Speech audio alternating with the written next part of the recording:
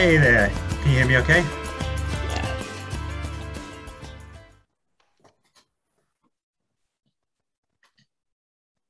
Kevin, where are you coming to us from? Hello, Today, Kevin. hi Tim. Today I'm in London, well, Cambridge, England.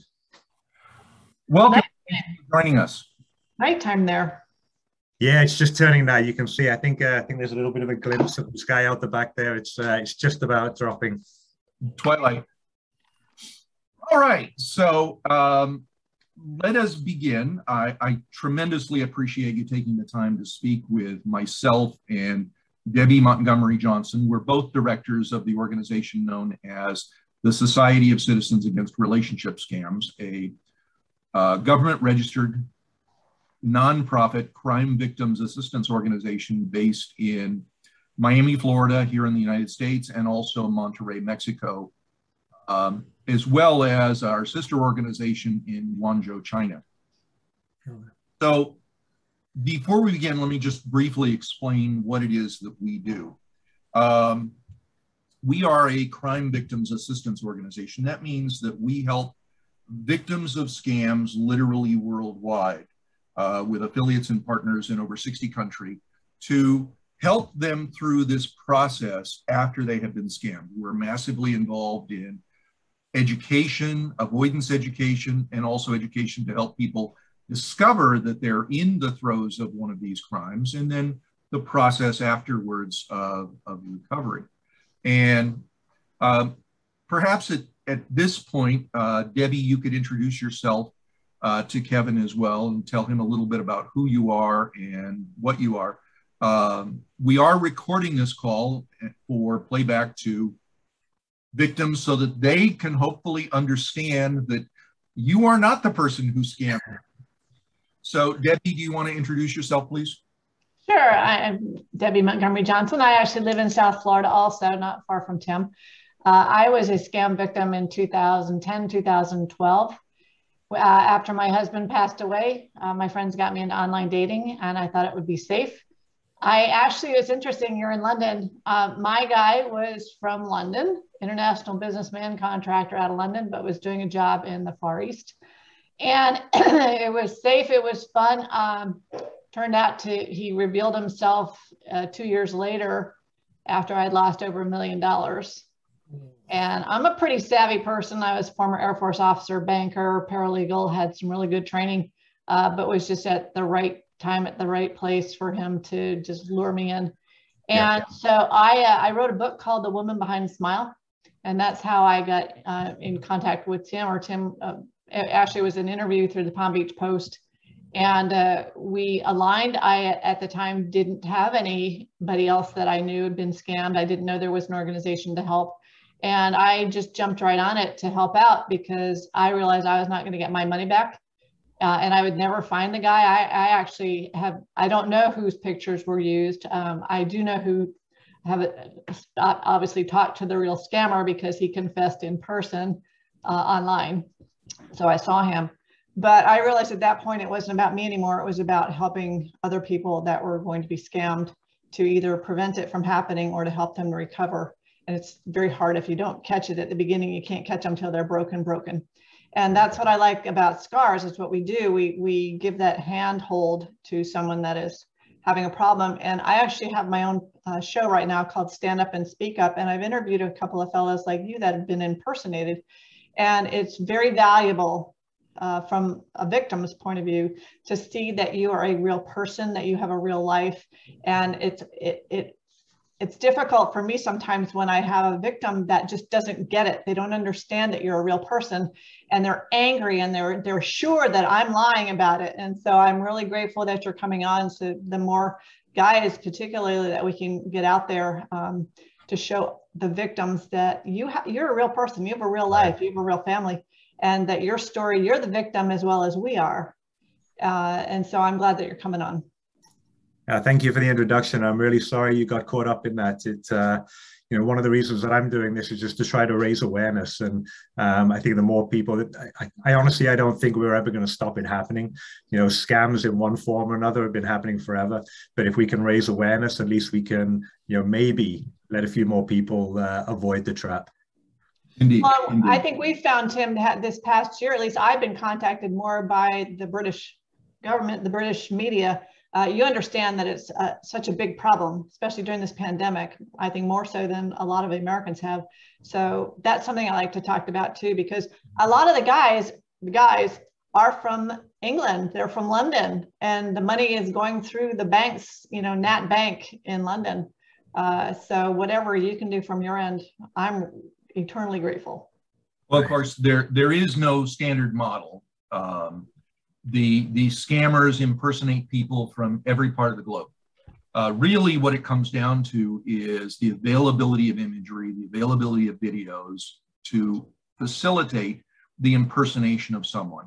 So one of the reasons apparently why you have been so impersonated over the years is at some point you had your entire life online and the scammers took advantage of that, of course.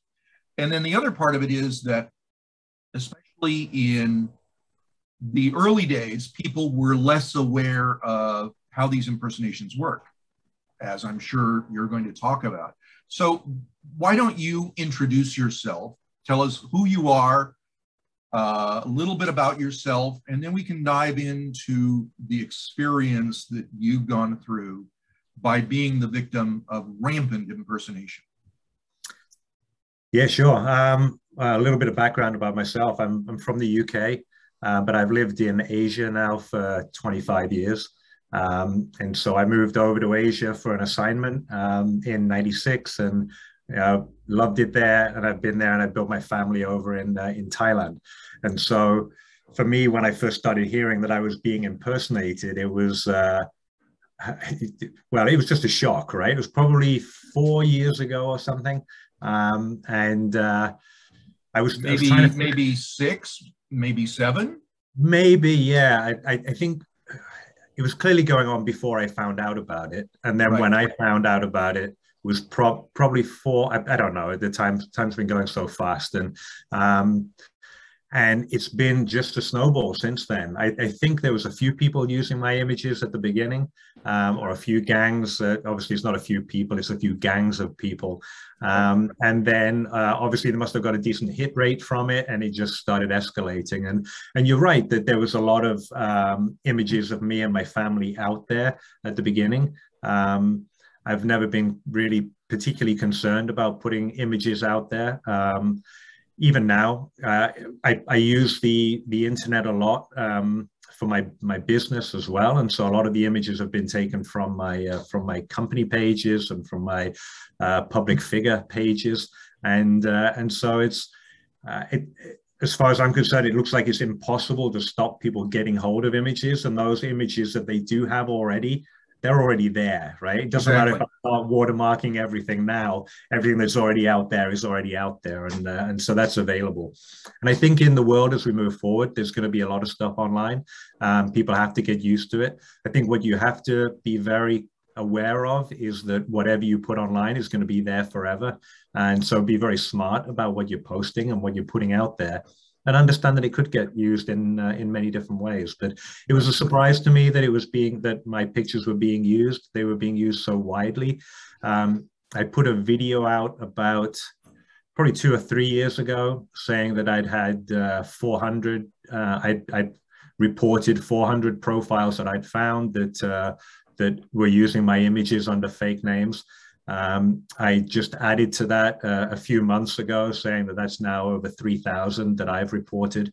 And I know that there's many, many more that I haven't personally reported, but people that are helping me have reported.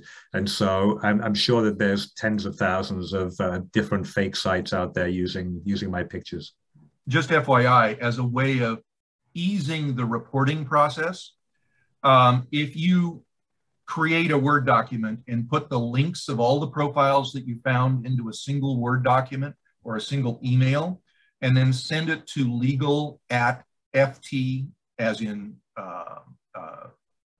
FB, as in Facebook, .com, it'll go right to their legal department. So legal@fbmail.com.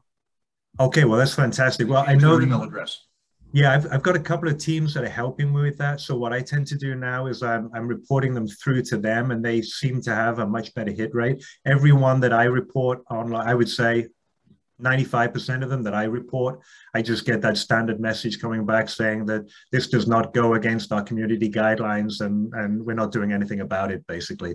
And so the reason, if I can interrupt, the reason to notify Facebook legal is to preserve your rights for whatever reason in the future, such as in a class action lawsuit, if you were ever to engage in one against Facebook themselves. So if you've notified Facebook corporate a impersonation and they fail to act on it, they're no longer covered under their, well, again, I can't offer legal advice because I'm not an attorney or a solicitor, but potentially they're no longer immune from prosecution for their negligence to act.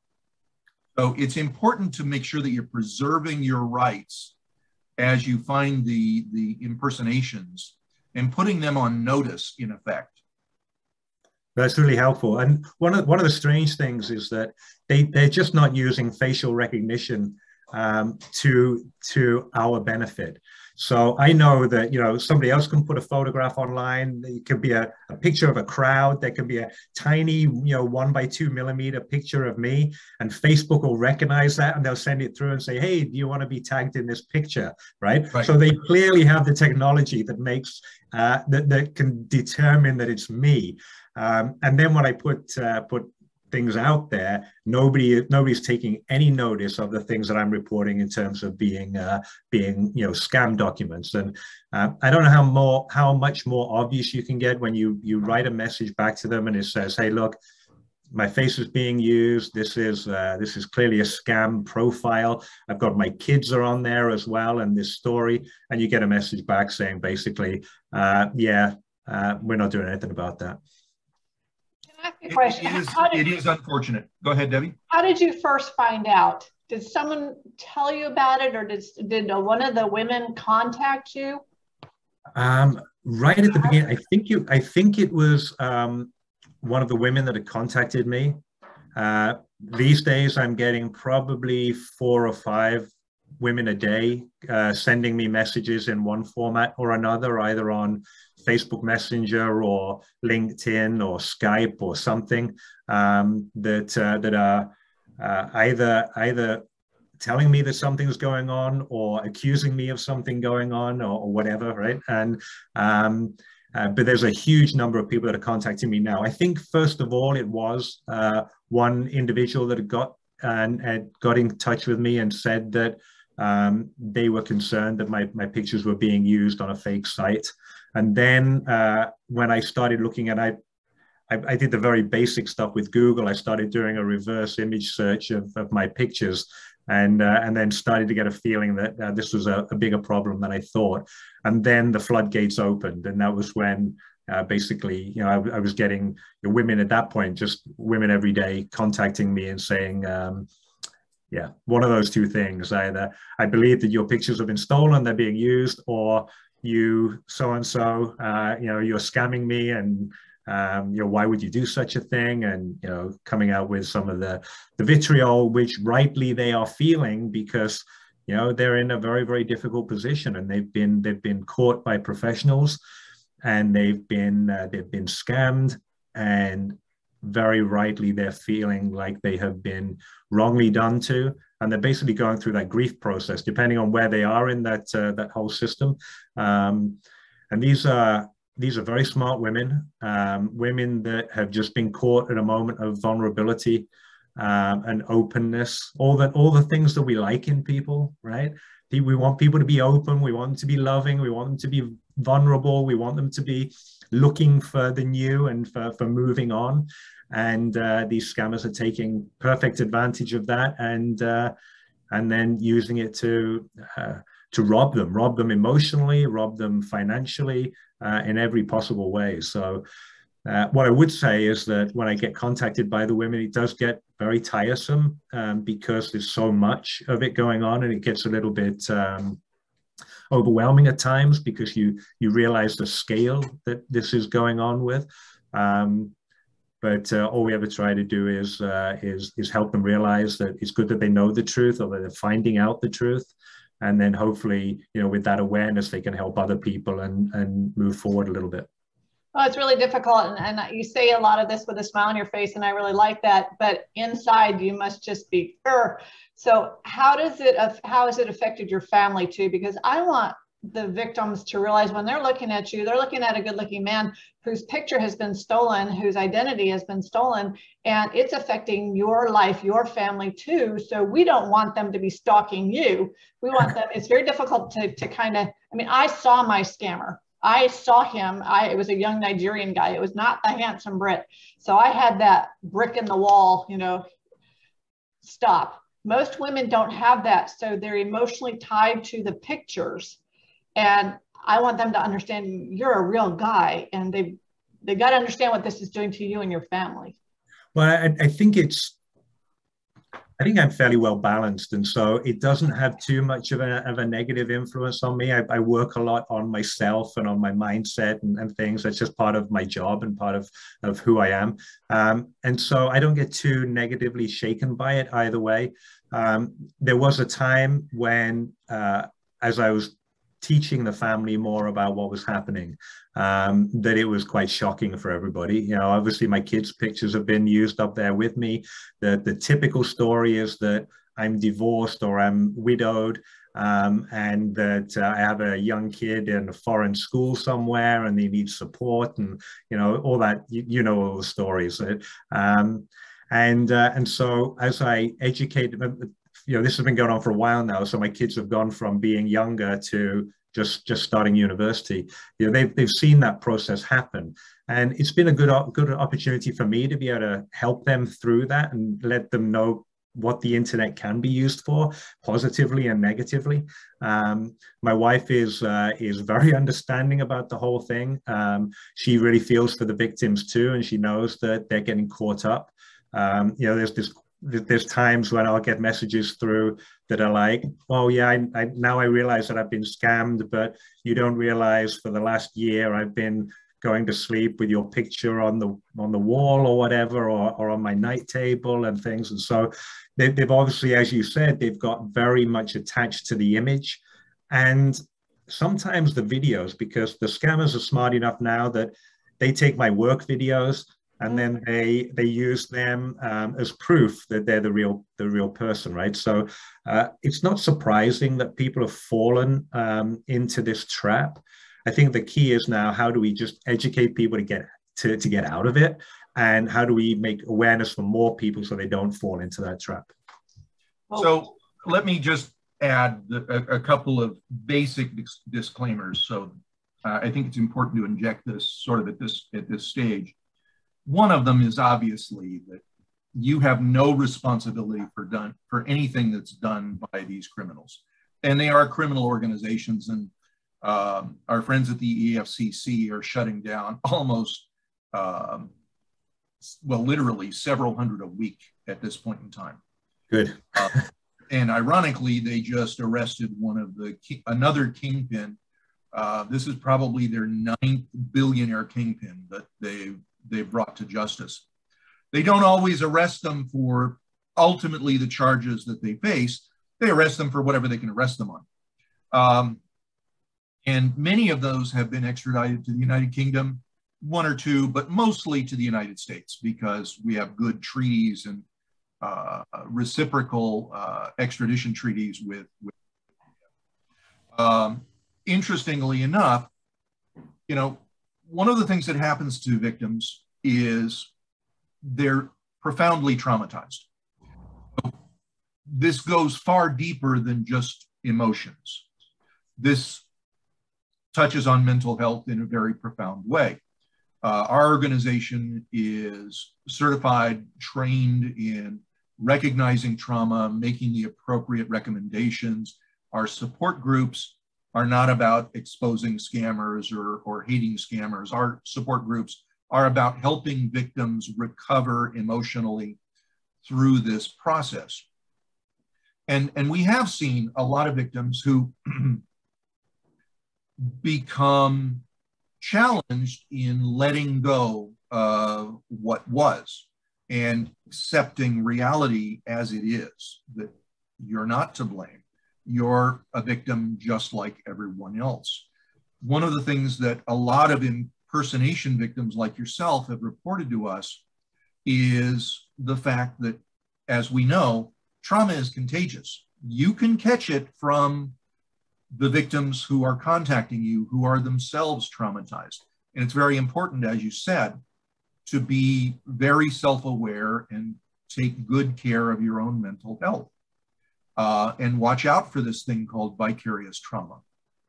But in addition, it's a challenge because every person who tracks you down and contacts you is not being judgmental or blaming, but is in fact cyber stalking. And this is not a good thing.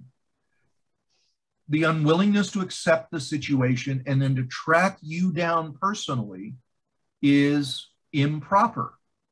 So part of the reason for making this video is really twofold. One is we hope that it will be beneficial to you and your family to reach out and share your story and help you demonstrate this is what you looked like today. No judgment there, by the way, but that the photos that they're looking are probably you 5, 10, 15 years ago. And this injects a dose of reality into their awareness. And then the other is, this has a negative impact on you and your life. And that's tragic also, because you're being victimized, not just by the scammers, but in some cases by other victims who have difficulty accepting reality. And we try to help everyone understand what the hard truth is. And sometimes it is difficult to accept. And that's another reason why we do that. One of the reasons, for example, that we're doing this in gallery view, where not only you can see all of us together, but the people who will watch this see all of us together, is that way this video of you cannot be used by the scammers without them scamming me and Debbie as well. So it does help preserve the fact that this is you, this is your voice, etc. Can you tell us a little more about the victims who have contacted you, some of the challenging things that you've heard over the years that might help someone recognize when they are going through something similar and considering reaching out to another impersonation victim directly? Yeah, sure. I think there's definitely a theme, and as I said before, it's people who are vulnerable, and one of the techniques that these scammers are using is the first kind of questions or the first introduction is sometimes quite ridiculous looking to anybody who is not in that vulnerable situation. And the reason they do that is they want to scare off 95% of the people who are not going to be taken down the rabbit hole, if you like, and they want to find the 5% that are going to take the next step. And so I think one of the biggest challenges for the victims is when a third person comes and looks at it, it looks like it was a ridiculous decision at the beginning to get involved with this person. And that, I think from my perspective, what I've been hearing from these women is that they feel stupid. They feel like they should never have fallen for it. Like in some way, they made a big mistake. It's embarrassing. It's frustrating. It's all of those horrible negative feelings that stop people talking to other people about things like this, right?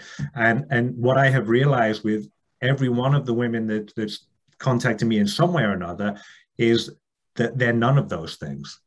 That these are smart, intelligent, bright, go-getting, active women who have not been sitting, waiting to be scammed. They've been getting on with their lives, and then someone very clever at just the right time has hit them with something, and it's just taken that first step down the track. I think that the biggest challenge, because it does feel embarrassing and it feels yeah, all of that stuff, is talking to somebody else about it. And a lot of the women really have trouble talking to their families and saying, hey, look, I think I might have made a mistake. I think I might be in a mess. I think I might be taken advantage of.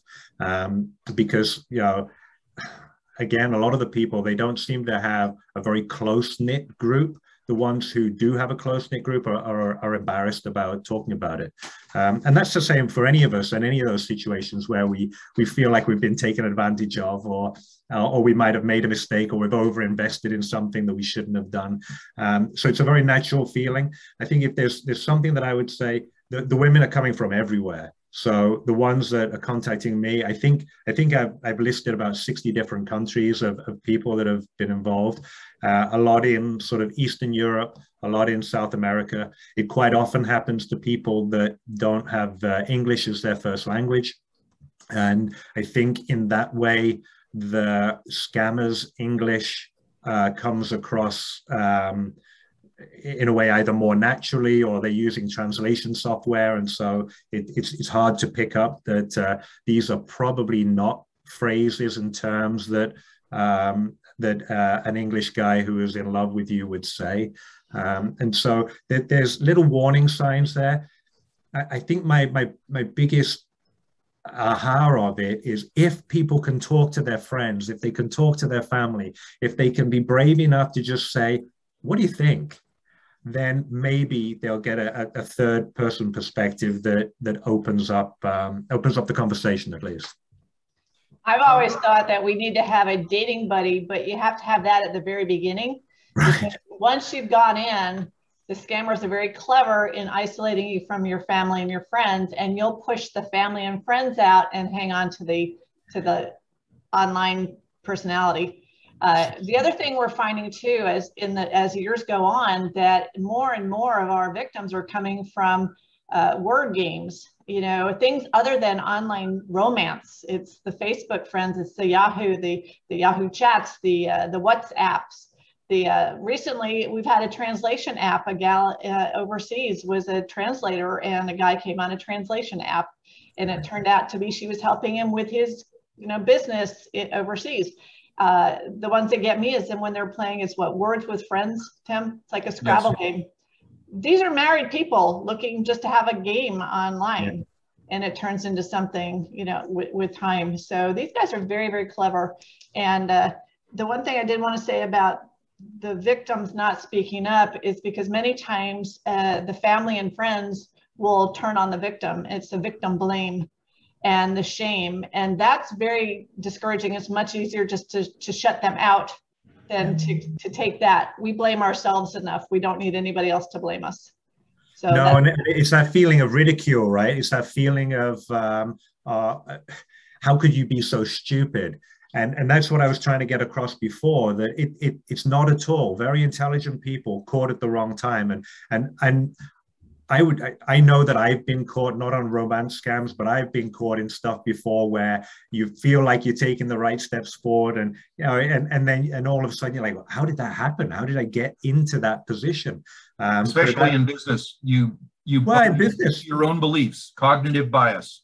Exactly, and sometimes we even built. You know, I was doing. I work around the globe. I'm lucky enough to be doing a lot of flying around and meeting different people. And part of my work was in Mexico. And you know, I live in Thailand, and I've got clients in Mexico. I quite like getting on that plane and you know, doing the across the world trips. And you know, it's fun. And so when you've got something that is fun associated with it, you tend to be more vulnerable to, you know, somebody saying, well, maybe we'll do some business. Why don't you fly over, right? Sure. And then afterwards, you're like, there was never any business there. It's just, I kind of wanted to go, and I flew over, but there was never a chance of it actually happening.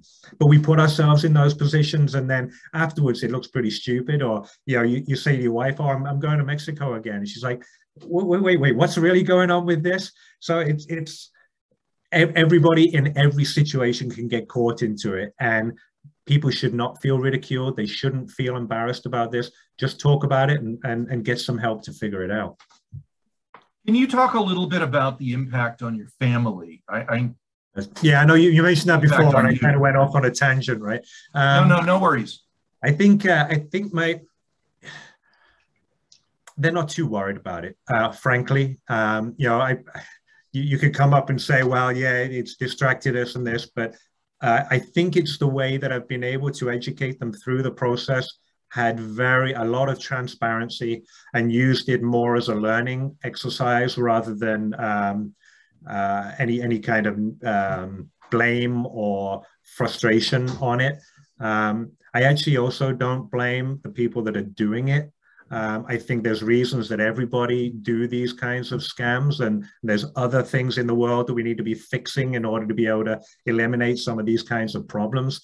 It doesn't mean that I don't want them to get caught, and I don't want them to get, you know, what's coming to them. But I think people get led into certain situations and it seems to work, and then they carry on doing them more. So it's not about having any sort of anger or vitriol against the people that are doing it. It's more about how do we fix this situation so that humans don't have to do this to each other, you know, and so that there's enough going around on a positive side of things that we don't have to be looking to cheat and hurt and shame other people in order to be able to take ourselves forward. But the kids have been okay with it. I've just let them know as things have gone on, what's happened, where their photos have been used,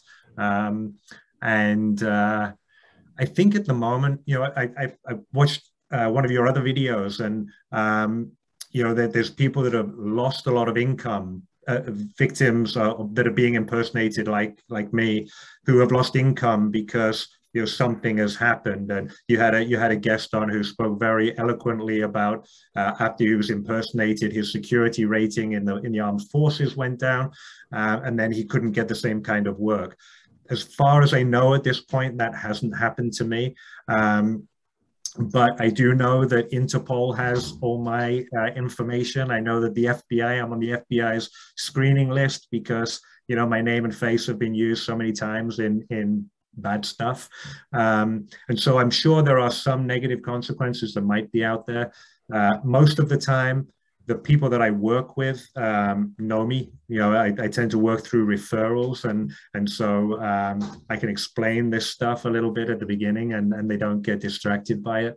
But in terms of the family, as I say, my wife's understanding. She's smart and figured out what's going on, and my kids, I've just tried to keep them well educated on it. Excellent, excellent. I think an important part, Tim, real quick, is for the kids, that whole generation is so free in putting pictures out that they need to clamp up on their privacy so that they're not out there themselves. That's a problem we see with kids. Yeah, and so we've had a lot of good discussions about that, right? About that anything you put out there is out there forever. Be very careful what you put out there. You know, if you wouldn't want it on the front page of the New York Times, then don't put it on the internet, right? It's basically the mantra that we go by, and it's it is part of life. Right. So you have to learn how to manage it. You have to learn how to use it to your advantage as well. You know, as I said, a lot of my work is through calls like this that are recorded. A lot of it is through videos, and you're certainly with the book and the public speaking and things like that. I have to be out there. It has to have my name and my pictures and videos out there. So it's not going to stop. There's always going to be material for the scammers to use. What we want to be able to do is make more people aware of how these videos and these pictures are being used and how they can avoid being caught into that trap. And we'll make sure of that. We'll make sure that this video is seen by at least 1 million people over the next 12 months, if at all possible. Yeah, and that's fantastic. And there's you know, I'm fairly new to SCARS and what you're doing as a team. There's a couple of other groups that I've been working with who are trying to work behind the scenes to raise awareness and to help report, you know, these sort of issues. And to me, the more the merrier. You know, the more people we can get that are banding together and trying to fight the good fight for the victims, either impersonation victims or actual scam victims, better. You know, that's the way it should be. And I'd love to see some kind of network where groups of people can actually make that more successful, because I know there's a few sort of lone rangers out there as well trying to fight the good fight, but they could be, it would be good for them to be affiliated with a bigger group. There in the UK, we currently don't have a UK affiliate or partner. However, there is an organization that does good work called Friends Against Scams, which is funded by the securities industry in the UK. And I know in the UK, it's been a particular challenge in that the government of the UK just a few months ago announced that they're in the planning phases for a massive reorganization of the entire law enforcement process in the UK, because they've come to the realization that 50% of all crime in the UK is now fraud, and that their local regional police forces are completely unequipped to handle this. The only real anti-scam agency, so to speak, is Action Fraud, a unit of Scotland Yard, the Metropolitan Police, and they're woefully understaffed. Fortunately, with the creation of the National Crime Agency in the United Kingdom, they finally have an equivalent to the FBI, but they're looking at the possibility of establishing now a completely unique nationwide constabulary to specifically focus on fraud crimes as opposed to community policing, which the current agencies are being drowned by. So that's good news from the United Kingdom. The UK has, in many respects, become the poster child of how to address these issues on a national level. The United States is still working through this somewhat unsuccessfully at the moment. We're more focused on infrastructure cybersecurity than we are on individual safety and protection here in the US at this moment. But we'll get back there as well. Well, one thing I would say about the women that have contacted me is a lot of them have gone to the local authorities, whether it's the police or something similar. And almost all of them have been turned away with there's not much we can do about this. And so you're absolutely right that there needs to be a step forward. You know, as I said, I live in Thailand, and so with me being a victim over there, it's not getting a lot of notice or recognition or attention in terms of, you know, it's not like walking into the local police station down here. I might get a little bit more of attention, but you know, it's good to hear that that the police forces are doing more about it. And like I say, I don't think it's going away. I think it's going to continue to increase. One of the challenges is knowing where to go. This is a problem with the amateur organizations because they really don't understand the law enforcement side of this. Actually, if a victim simply contacts Action Fraud, they'll have their case reviewed. They'll even be assigned a victim liaison officer, which can help them with resources, including a referral to NHS for victims counseling. Wow. So there are actually, through professional organizations, there are quite a bit of resources that victims can avail themselves of, especially in the UK, as counseling is free for everyone through the NHS. This is something that every victim who's been traumatized should take advantage of. Part of the problem that we see with a lot of the sort of lone gun amateur groups is they don't really understand what's at the root of this. It's trauma, pure and simple. And unfortunately, trauma doesn't go away. It needs to be addressed. The grief cycle is a part of it, but the underlying trauma doesn't simply go away with time like grief tends to do. Unfortunately, about a third of all victims become trapped in the anger cycle within grief, the destructive kind of anger as opposed to positive, constructive anger, which helps people learn and change. Right.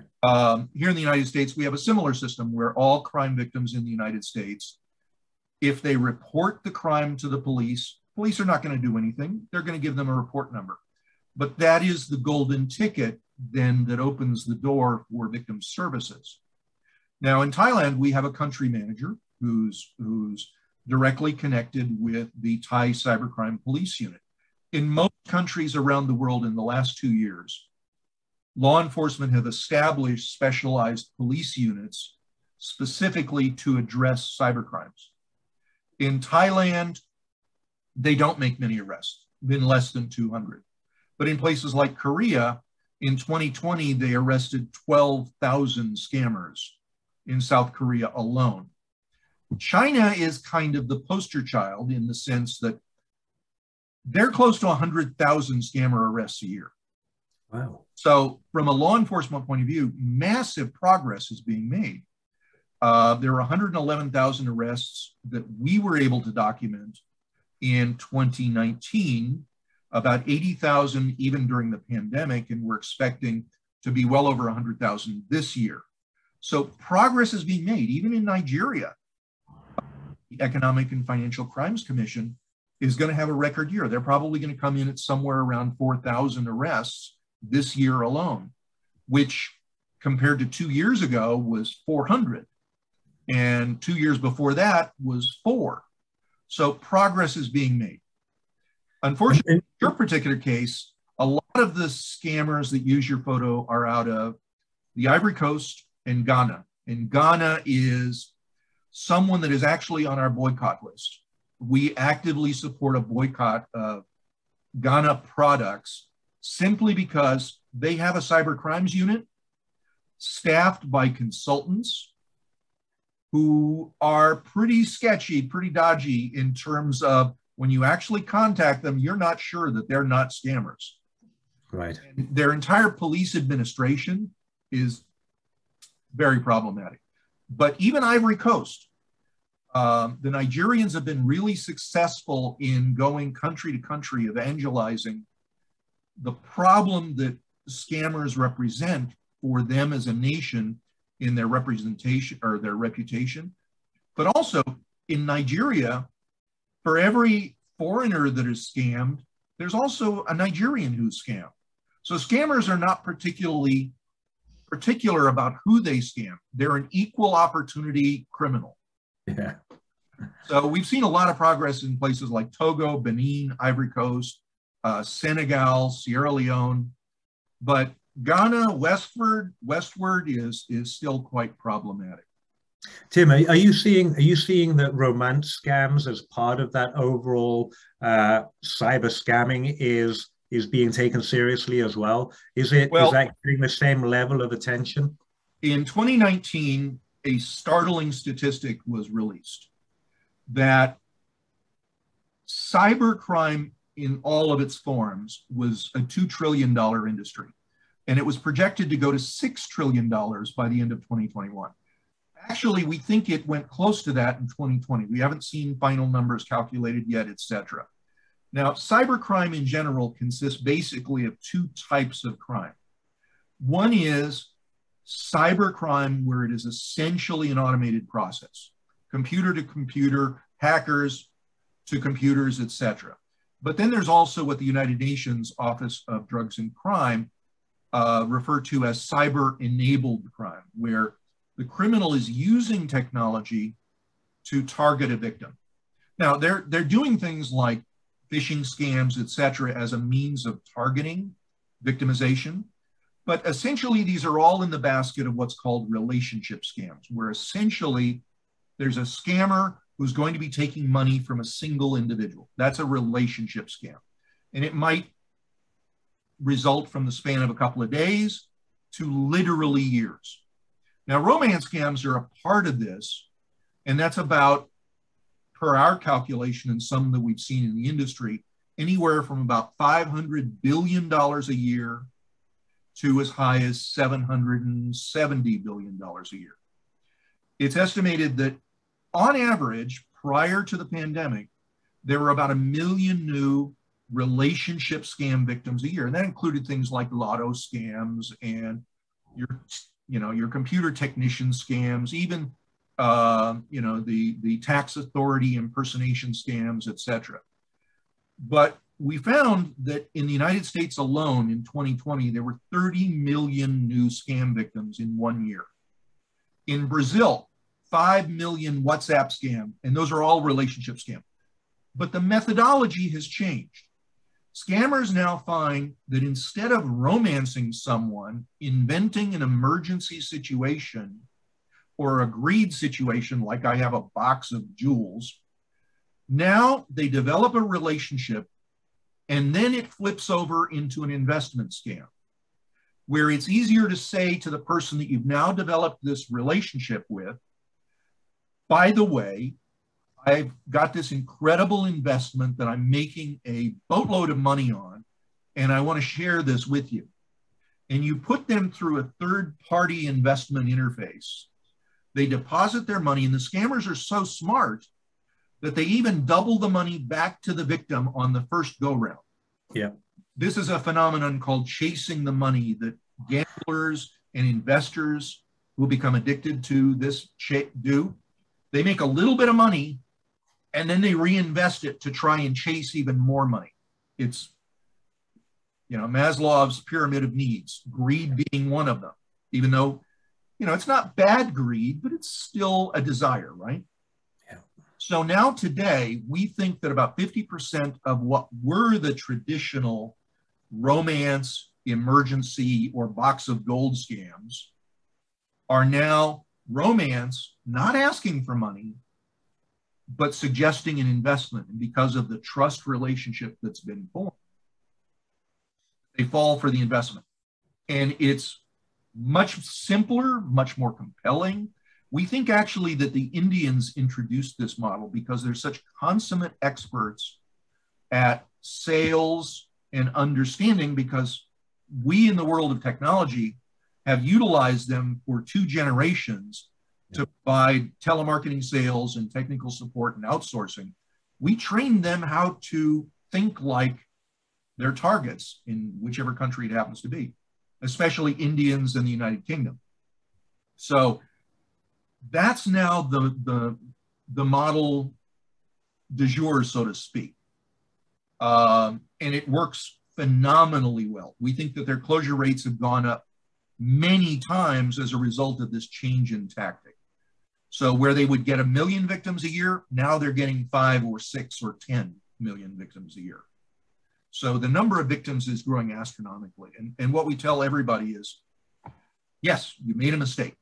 The reason why that's important is if you can own your mistake, you can recognize, accept, and change to prevent it from happening. Because most victims will be victimized multiple times, sadly. Even romance scam victims. The average is 3.4 times.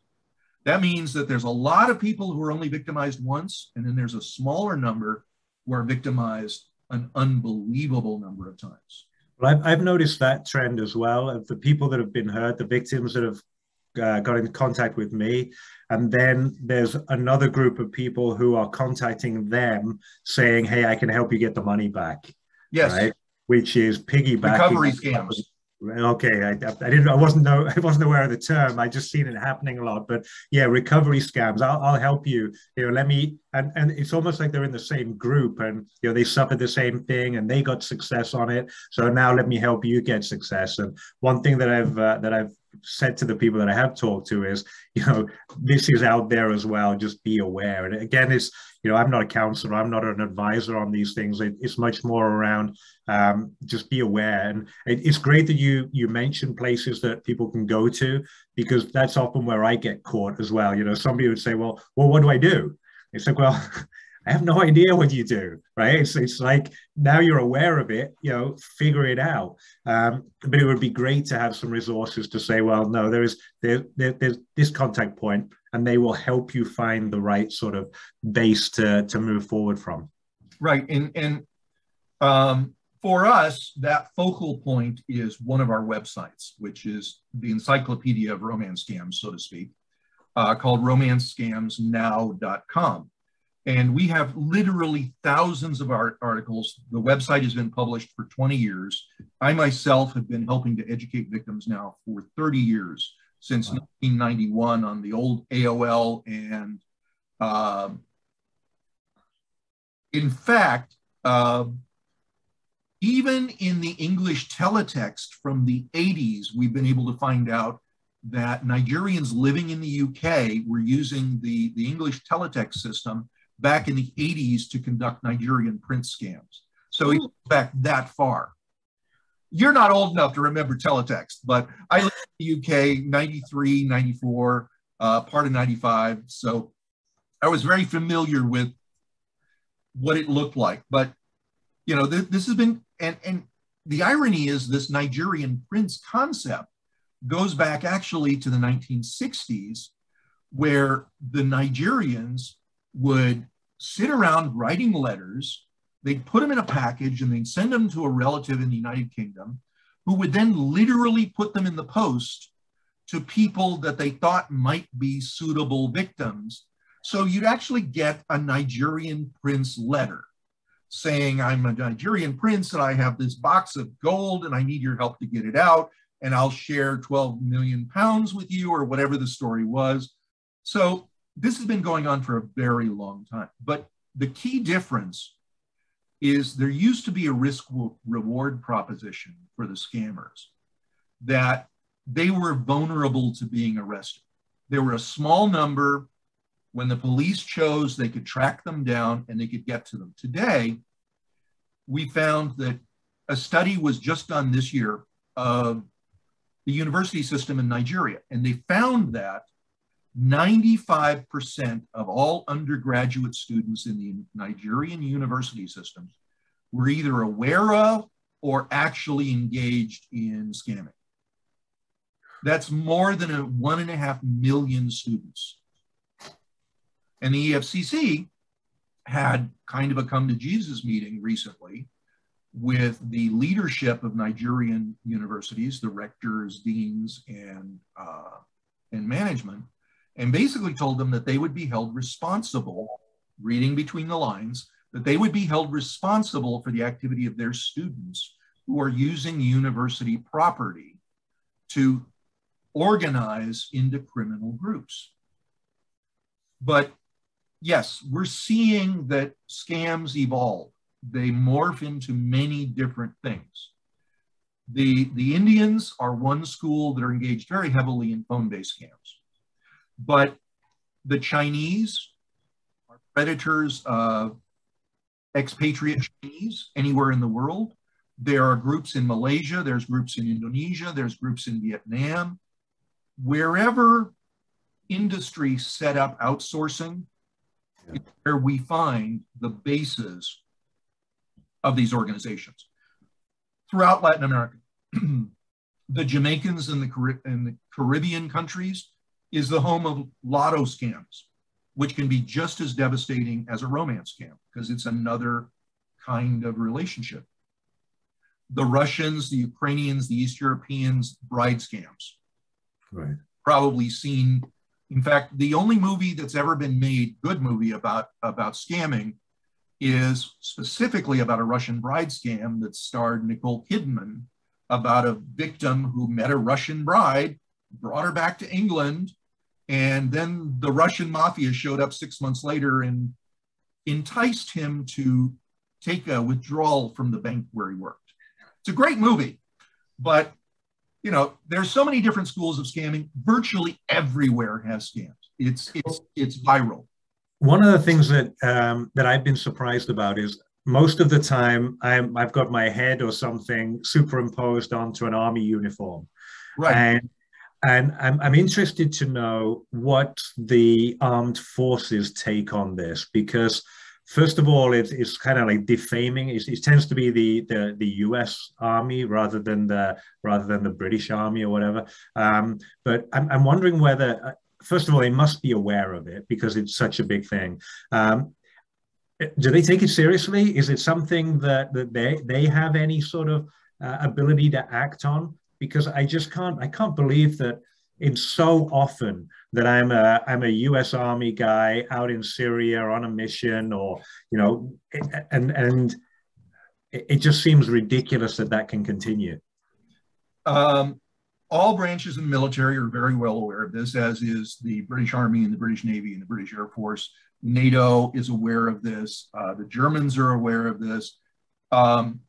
We have a direct liaison with the Army Criminal Investigative Division.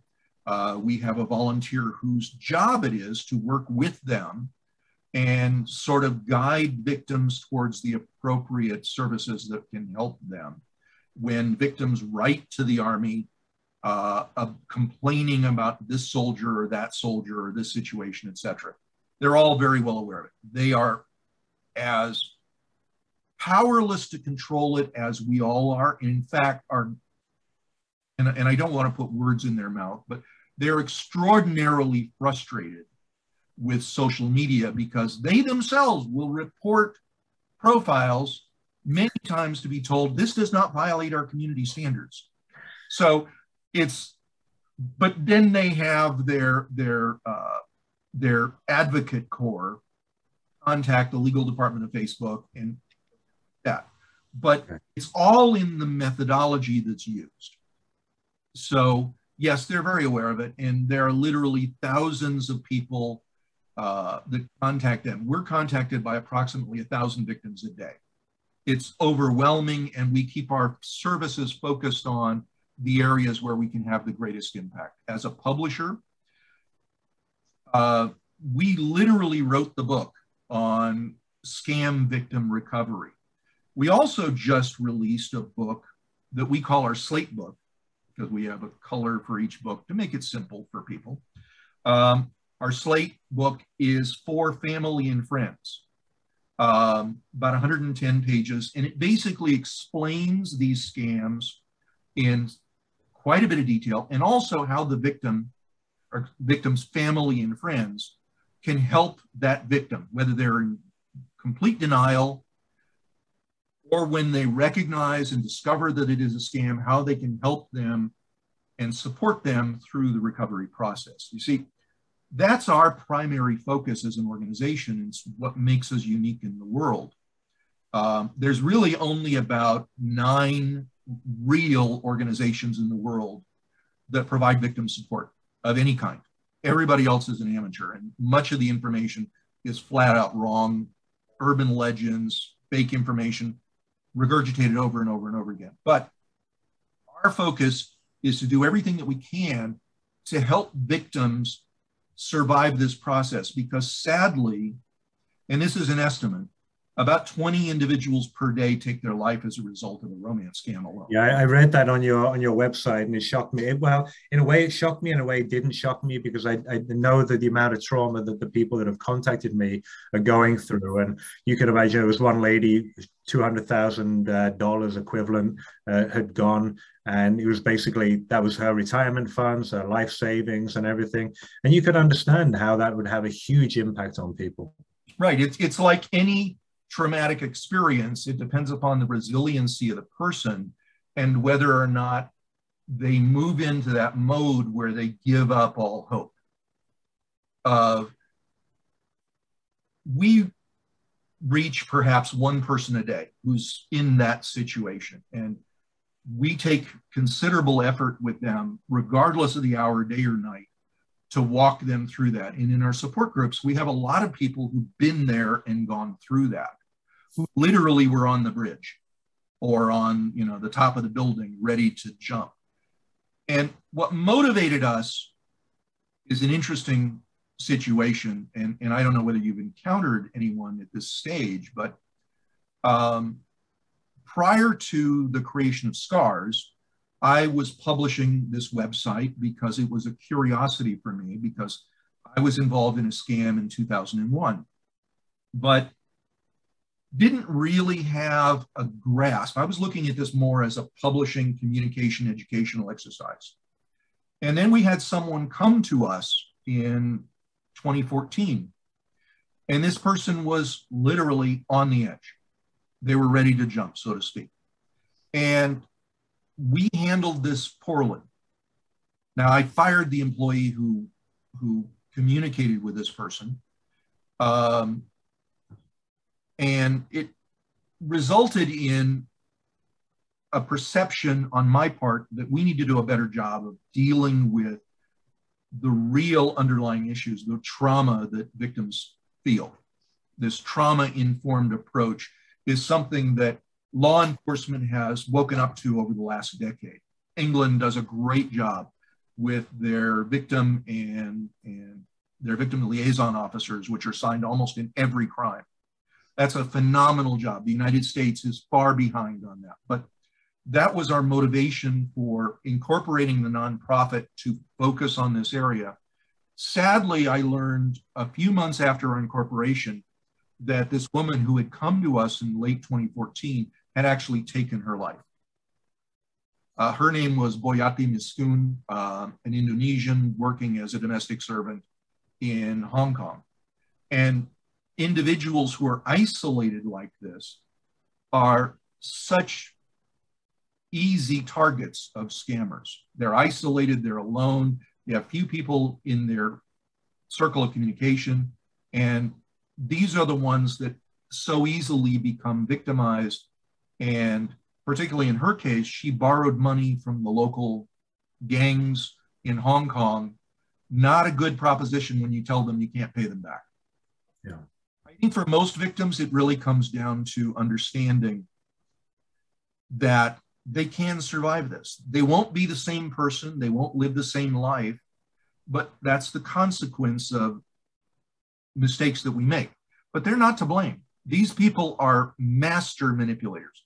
Soviet era spycraft master manipulators.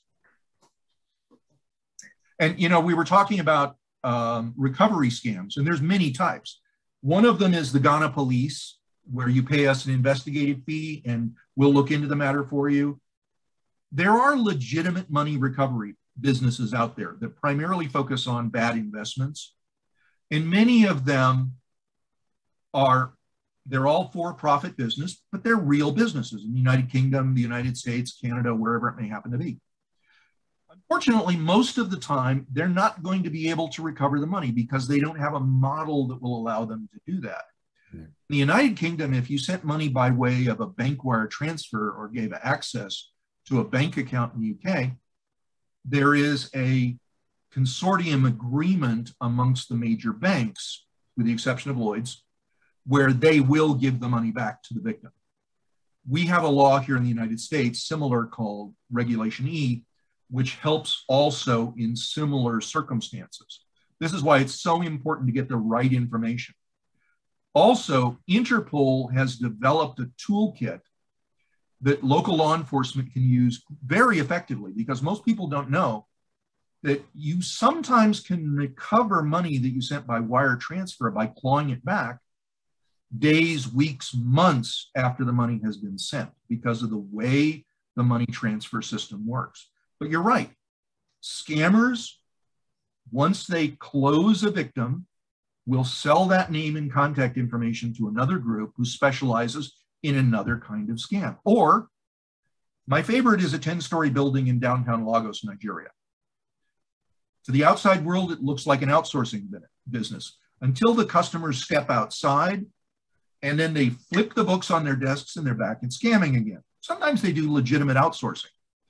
Keep that in mind as a business owner. If you ever use outsourcing, the other side of the very same room that may be managing your patient records, your accounting, your sales, or your customer service may also be involved in scamming those same people.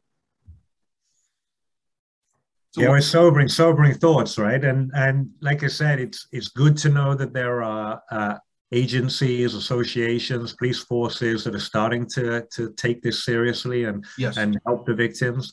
I love the fact that you're focusing on trauma, because that is the part that I think you need specialized skill to help people deal with. Yeah, how can I help more? That's kind of the question, right?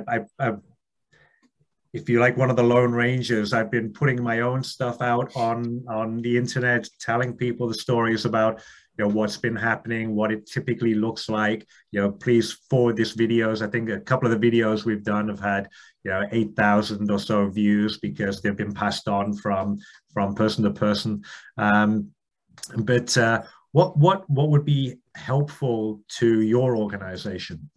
Can I well, just I think, can I go ahead, Debbie. Tim? No, I actually saw some of your videos and I shared them because for me, I wish I'd known about getting the money back. I mean, by the time I heard about all this, it was years later. There's no way I could get any of that money back.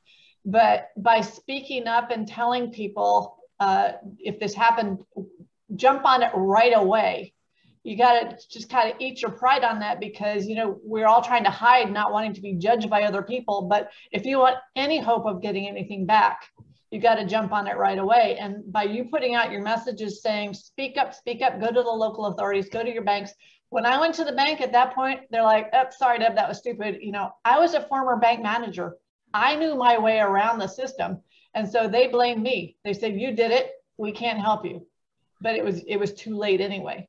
But right now, if it's happening, like Tim said, if there are ways to do it, you have to do it right away and not wait. So, but what you're doing, I think it's so important that you are, and men and women like you that have been the object of impersonation problems, that you speak up and get the word out there, because people will listen to you many times before women that have been the victims, because they're looking at the victim saying, well, that's really stupid of you. In your case, it happened to you. You know, they took advantage of you. They took advantage of me too, but it looks like I was at fault. And you're not. Yeah, I understand the difference you're making there. It's almost like it's crazy in some ways, but I almost have some credibility because it was like, okay, your natural stuff out there has been stolen, rather than I've been taken advantage of. But I have been taken advantage of. It just doesn't come across in the same way as someone who's put their money out there. Absolutely. Well, that's why I wanted to hear about how it affected your family, because it has affected you like it affected mine, just in a different way. I didn't have any money in the bank afterwards. Right. You know, but the gentlemen that are one of our fellows who couldn't get his security clearances, he's not going to have money in the bank because of what happened to him. So it's very important, but you know, you give credibility to the other side of the victim story. So thank you. Interestingly enough, there's more risk depending upon the person. So remember the old movie Fatal Attraction with Glenn Close? So unfortunately, traumatized people react from their trauma, and they react in a variety of ways: fight, flight, freeze, collapse. There actually have been instances, particularly on the female side, because one of the challenges that women impersonation victims have is that the scammers tend to choose very pretty women, and their starting point was typically porn stars, because they have a lot of photos available, they have the revealing photos available, and they have videos available. So they're an easy impersonation victim. Today, it is a little different in that the scammers are now randomly choosing people on the internet. Facebook, in fact, about 20+% of all romance scam victims end up being impersonated, because they get all of these photos from the victim. They can then turn those around to scam others. They also use those same fake identities to turn around and scam the family and friends of the original victim. Yeah. They're an equal opportunity criminal. But there actually have been instances of women who used to be in the porn industry, have gone on with their lives, but those photos from 20 years ago almost are still in circulation by scammers. And in more than a couple of cases, violence resulted when the man who was the romance scam victim tracked down the woman. And in one case, violence with a firearm. So there are risks. One of our former advisors, a military general in Texas, had victims show up at his house who called his local police and had the SWAT send out to his house. It resulted in the breakup of his marriage, because his wife in the very early stages couldn't understand why this was happening. It must be infidelity. So it is important. We are working on a book which will be a guide for impersonation victims, which will come out with sometime in the next 4 or 5 months. And love to have you collaborate on that with us. I would extend an invitation. You know, we are an incorporated nonprofit. We're real, verifiable with, in the United States, incorporation is done on a state-by-state basis. So anybody can look up our incorporation, that we are in fact a not-for-profit, which is the term that's used in our state. We'd love to have you as a member of our advisory board, and I'll be happy to communicate additional information about that offline, because that would give you quite a bit of visibility inside of what we do and how we do it, and a voice in helping us to stay focused on the things that are really important to victims. But other than that, keep doing what you're doing. We'd love to, touch base with you again in the future and do this again and continue the messaging. And we will certainly spread this far and wide. And I want to thank you so much for taking your time to join us today.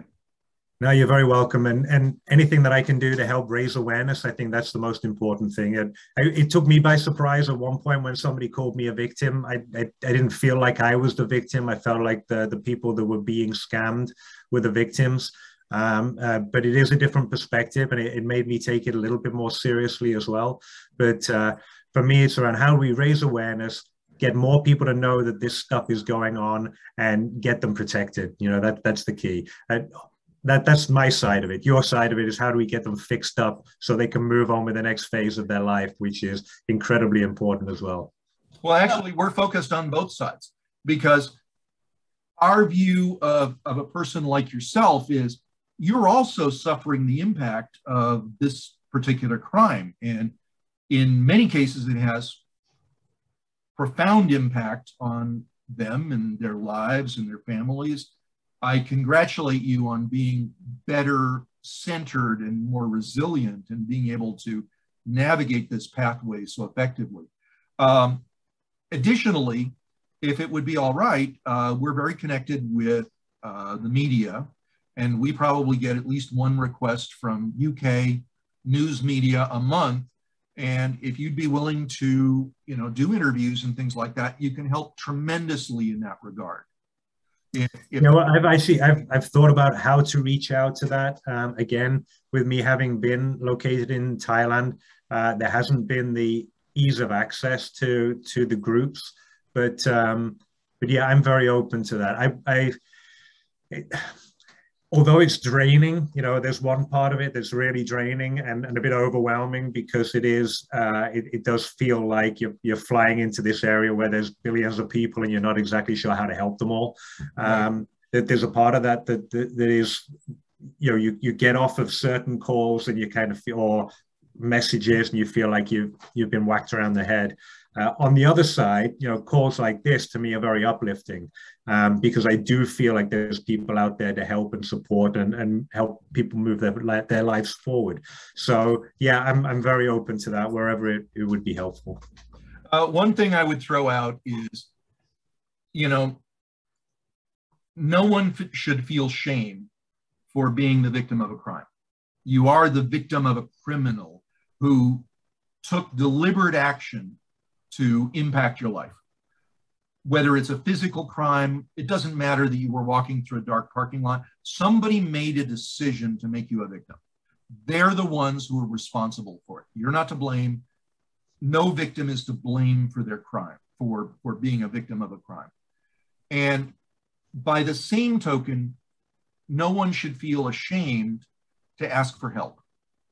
And frankly, trauma is such a nasty thing. It weaves its way through our lives and tremendously affects who we are as a person, our personality, our interactions with others, the way we respond to situations and stimulus, our willingness to be a good person, bad, angry, calm, whatever it may happen to be, that no one should hesitate to seek out a competent, qualified trauma counselor, even an impersonation victim, because this is impacting you and it can have subtle, profound impacts that not everyone is aware of or even seeing.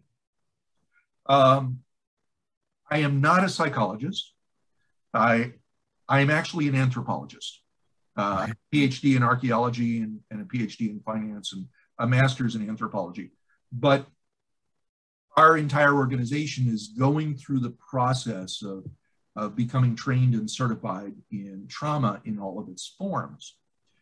Surprisingly, trauma is a very physical manifestation in addition to strictly part of the brain. And it can manifest itself in a lot of different ways. Finding a competent trauma counselor or a competent trauma therapist is really important, because they can point out what you might have thought, not you personally, but what someone might have thought was back pains or some other ailment that they're going to an MD to get treated and putting on drug therapy, may actually be may actually be trauma. And with a proper diagnosis, it's astounding how much relief can happen and how fast it can happen. So always keep that in mind for yourself also. All right, thank you. So Kevin, thank you so much for joining us. Thank you, Debbie. Any final words, Debbie? No, I just want to say thank you, Kevin, for what you're doing, because if you can do the prevention part, if you can get it out there and people don't get into the process, it makes our life as on the other end of it, because we get them when they're broken, and it's very hard to lift them out of that. If we can get them at the beginning and just say, this is happening, be aware, be aware. I like to say, beware and be aware of what's happening. And what you're doing is helping people be aware. And that is definitely, it's very positive. And I really appreciate you coming on, and we'll get this out through all of our channels. And I wish you and your family the very best. Thank you so much. Kevin, any final thoughts that you want to share with us or with victims or the public at large? I don't think so. I think it's just, let's make it a conversation, right? Let's keep talking about this so that the shame goes away and the awareness rises. And the more we can talk about it, the better it becomes. Excellent, excellent.